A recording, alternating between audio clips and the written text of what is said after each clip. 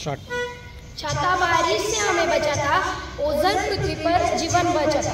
विद्यार्थी मित्रांनो, आज आपण येथे जागतिक ओझोन दिन साजरा करत आहोत। ओझोन थर सूर्याच्या हानिकारक किरणांपासून पृथ्वीचे रक्षण करतो। ओझोन थर जपण्यासाठी लोकांमध्ये जागरूकता निर्माण व्हावी म्हणून हा महत्त्वाचा दिवस साजरा केला जातो। ओझोन दिनाविषयी अधिक माहिती सांगण्यासाठी येत आहे मीनल कोठावळे। नमस्कार विद्यार्थी मित्रांनो, आज आपण इथे ओझोन दिन साजरा करण्यासाठी जमलो आहोत। त्याबद्दल मी तुम्हाला काही माहिती सांगू इच्छिते। सध्या पृथ्वीचे वातावरण खूप तप्त झाले आहे। त्याचे कारण म्हणजे वाढते ग्लोबल वॉर्मिंग आणि बदलते हवामान।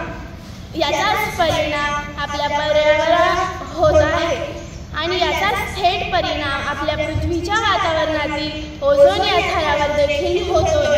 यासाठी जगभरात खूप हाहाकार वाढला आहे। आपण हे कमी करू शकतो, पण ते कसे आता ते जाणून घेऊया। पण पहिले ओझोन म्हणजे काय ते आपल्याला माहित पाहिजे।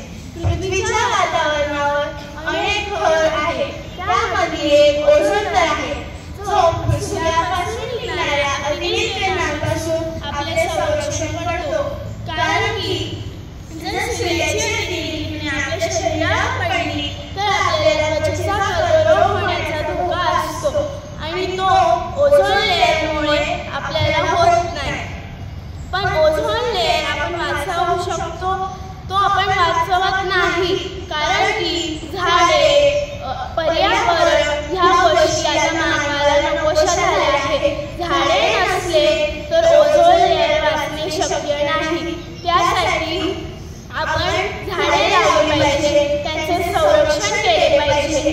पण ओझोन दिवस का साजरा केला जातो?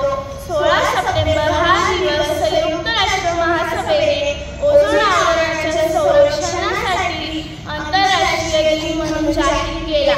यालाच वैज्ञानिक आधार मिळाल्याने आंतरराष्ट्रीय पातळीवर समुदायाला ओझोन आवरणाच्या संरक्षणासाठी यंत्रणा तयार करणे भाग पडले। याला 28 देशांनी मान्यता दिली। 22 मार्च 1985 ला ओझोन आवरणाच्या संरक्षणाच्या पत्रावरती सर्वांनी स्वाक्षऱ्या केल्या।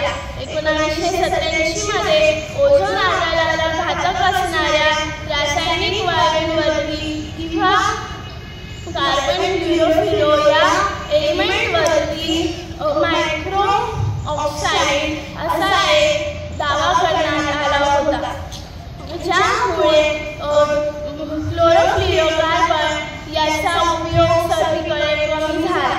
परंतु रेफ्रिजरेटर आणि AC यासारख्या उत्पादनांमुळे तो फ्लोरोफ्लोरोकार्बन म्हणजे CFS जास्ती प्रमाणात वाढतो आहे। त्यामुळे आपण रेफ्रिजरेटर आणि ACचे खरेदी कमी करायला पाहिजे। यामुळे पर्यावरण वाचू शकेल आणि ओझोनचा थरही वाचू शकेल। धन्यवाद मीनल। विद्यार्थी मित्रांनो, आताच आपण ओझोन थराचे महत्त्व बघितले।